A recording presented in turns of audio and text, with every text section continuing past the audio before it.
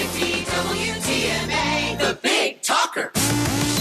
Expert news and views on the Lowcountry real estate scene. The Brian Beatty Real Estate Show on 1250 WTMA. Welcome back, folks, to the Brian Beatty Real Estate Show here on the Big Talker, 1250 WTMA and WTMA.com. If you're just joining us, we were just talking about the state of the local real estate market, and we bounced around a little bit there, but we talked about some overall stats. If at any point in time, by the way, you kind of catch the show late, we play this show Saturday at 9, Sunday at 10, and then you can always watch these videos on YouTube. My wonderful assistant, Tori, puts together some great YouTube content from the radio show. I think we've got like over 700 videos on YouTube. So you can do that or listen to us on Spotify, Google Play, iTunes as a podcast if you want to download it and listen to it later.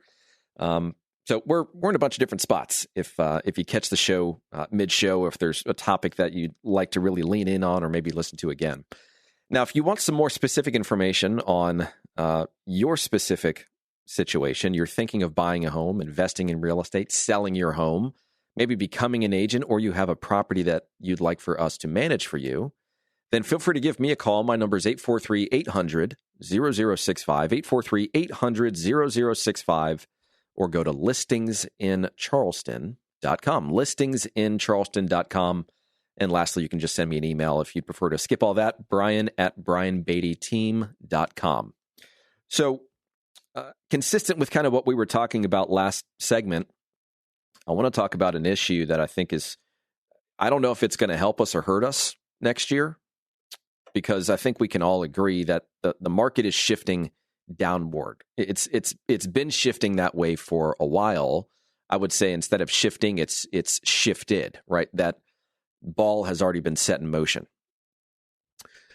The question now is, well, how bad's it going to get? How low are prices going to go? Will sales fall? Will inventory spike? Will there be all this distressed real estate, like short sales and foreclosures like there was post-2008? A lot of questions, a lot of valid questions. And depending upon, I guess, which article you read or video you watch or news station you tune into, they're going to give you slightly different versions of course, what they think is going to happen. But the overwhelming majority is that prices are going to go down next year. Again, if we're comparing that to the first half of this year, when the market was so red hot that people really weren't making collective decisions logically, it was or business decisions logically. It was, and real estate's always fueled by emotion, right? It's an emotional business to be in. We're dealing with something that's frankly a lot more than just numbers on a piece of paper, right? Anybody that ever offers you a stress-free transaction they just haven't sold enough real estate to understand how challenging this process is on us emotionally, even if things are going really, really well. We're still dealing with leaving a home that, you have a bunch of memories with your family in, and not every reason to move is a good, happy reason. So next year's a bit of a question mark, but one issue that is glaringly obvious is the fact that first-time home buyers are not purchasing property at an alarming rate. The National Association of Realtors puts out a profile of home buyers and sellers that provides us in the industry with a bunch of statistics to help better understand key trends within the market. One of those stats talks about first-time home buyers. And first-time home buyers are a very important part of the real estate cycle and the real estate market in general, because they are typically the people that purchased first-time home sellers' property to allow them to move up into bigger, better, more expensive homes. Usually, pre-COVID, it was somewhere between 40 and 50% of transactions were first-time home buyers. This year, only about 25% of all transactions were from first-time home buyers. It's literally the lowest it has been in the 41 years they've been conducting their survey and producing their reports. Last year, it was at 34%. So we went from a third to a quarter when it should be somewhere like half. Now, obviously, the reason for that is because of the affordability crisis that they've been experiencing. Wages aren't increasing quickly enough. Rent is going through the roof. Interest rates have spiked, and properties are just more expensive. So they're having to save more in an environment where everything costs more, not just housing related, but when they go to the grocery store, when they fill up their car, all of it. And it makes it very challenging to save money. We also know that a lot of first-time home buyers, let's be honest, they're not the greatest at managing their money. They like to spend it. So it prevents them from getting into home ownership and building wealth sooner rather than later. But, everybody's in control of their own lives and they get to do what they want to do. I bought a property when I was just out of college. I mean, that was when I bought my first property because I understood the importance of home ownership and building wealth through real estate. That being said, it was a different environment then than it is now. So because first-time home buyers are so few and far between, again, it's taking away from the buyers that would be purchasers for first-time home sellers, which then affects the move up, like the second tier market, which of course affects the market above that. You've got either the trickle down effect or the trickle up effect, I suppose. If you start from the bottom, if you start from the first time home buyer and it doesn't fuel purchases down the line as properties get more expensive, then you've got an issue. Now, in the first time home buyer kind of segment of our market, the entry level price ranges, we still have a significant amount of demand, even in comparison to like a normal market pre-COVID. There's still a lot of people that want to buy those properties, and they're selling quickly still. Now, quickly is a relative term, but if you've got a $300,000 house in Somerville, then that thing should be sold in a week or two, at the most 30 days. But again, pricing plays a big part in how quickly your home sells, and that strategy should be a function of what you want to accomplish with the sale of your property. Not everybody needs to sell their home in 2 days. Some people are perfectly fine waiting a month if it means getting the price that they want or need in order to make sense out of moving. And so that's why to me, is a little silly for agents to boast about average days on market, because how quickly I can sell something doesn't necessarily impact the masses. I mean, our stats are great. They're better than industry averages, but I don't care. All I care about is what your goal is and how I can help you accomplish it, right? There is no one size fits all approach to selling real estate, by the way. But anyways, back to first time home buyers. Obviously, the challenge here is affordability.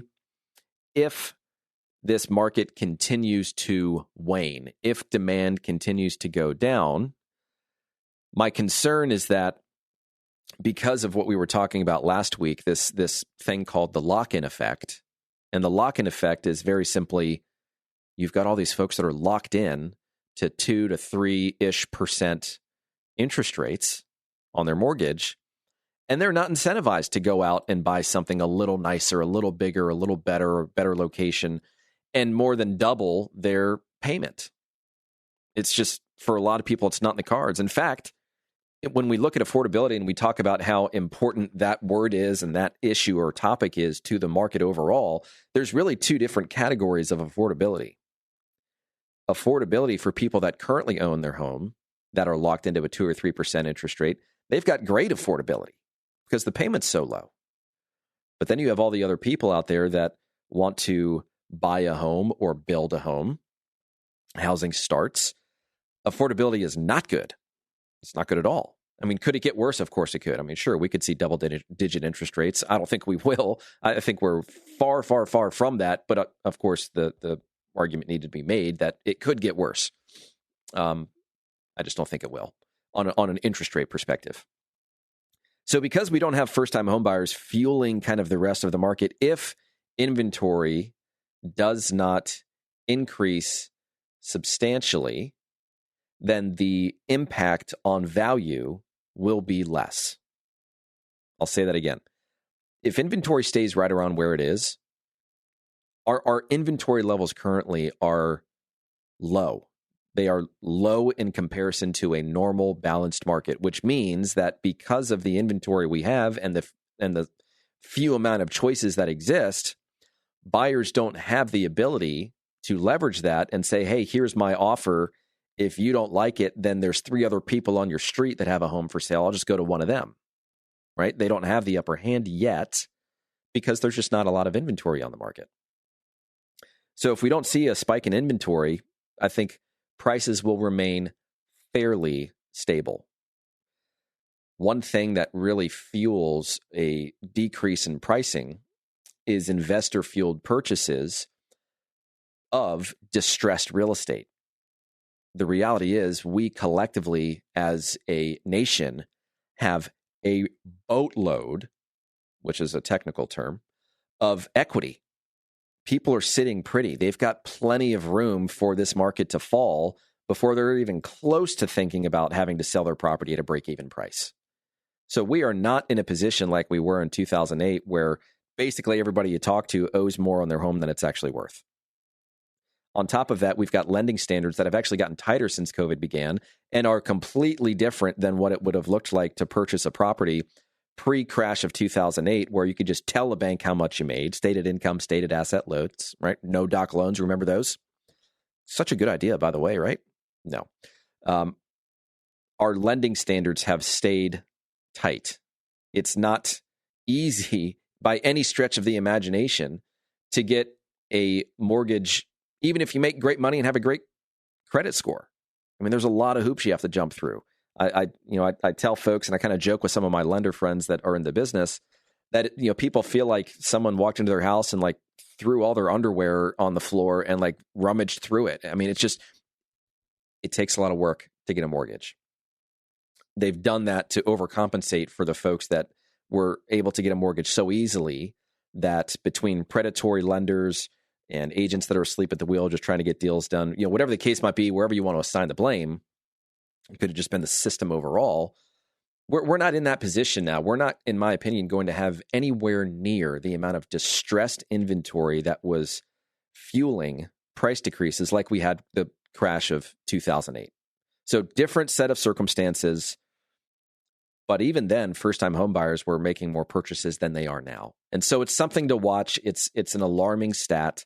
And again, the first-time home buyer purchaser purchases the first-time home seller's house so they can buy something bigger and more expensive. But if they've locked into a 2 to 3% mortgage and they don't want to sell it, then things aren't going to get that much better, I think, for either party. Prices will still come down a little bit. But on the other hand, if inventory spikes, if we've got a bunch of people that are now like, you know what, I'm either going to sell this property because I want to get all the equity I can out of it and, maybe downsize, simplify, or, hey, the market's treated me really well during COVID. I'm going to go and I'm going to transition into something else because I can afford it and I'm comfortable in doing that. So if inventory spikes, then what we could see is we could see an even harder hit on value. Value's going down even more. And there's a bunch of different models out there if you want to do your own research on what's going to happen in the market next year. Next week, maybe the week after, I'll do my what I think is going to happen show, which I know a lot of folks that have been listening to me over the past several years look forward to because I offer you some projections based on what I think is going to happen to the Charleston market. It's really tough for you as somebody that maybe just listens to the show occasionally and then reads some articles online to take what's being reported on a national level and then boil it down to what that's going to mean for us here locally. And I try and do a really good job of helping you understand what I think is going to happen. And I'm pretty proud to say that I haven't really had stats that I have woefully missed. It's been pretty dead on. There are a few things that I got wrong, one of which was like interest rates going way down after COVID. And that was such a weird time too. Who would have thought that the market did what it did at the onset of COVID when everybody was panicked? But anyways, I digress. When we come back, I want to talk about some scams in real estate. I want to help you guys understand some things that can cost people a lot of money. So I want you to avoid some of those things. They're fairly common. And I also want to talk a little bit about investment property, and then lastly, working with real estate agents in this new market to come. What is it that you're going to need to expect from your agent? How do you hold your agent accountable? All that and more as the Brian Beatty Real Estate Show continues right here on the Big Talker, 1250 WTMA and WTMA.com. And remember, if you want to reach out to me, you've got a question about the market, you're thinking of buying or selling a home, and you just want to kind of game plan it out, would love the opportunity to earn your business, of course. My number is 843-800-0065, 800-0065, or go to listingsincharleston.com. That's listingsincharleston.com. Stick around for more of the Brian Beatty Real Estate Show on the Big Talker, 1250 WTMA and WTMA.com. Find Brian Beatty online at listingsincharleston.com. The Brian Beatty Real Estate Show continues next on the Big Talker, 1250 WTMA.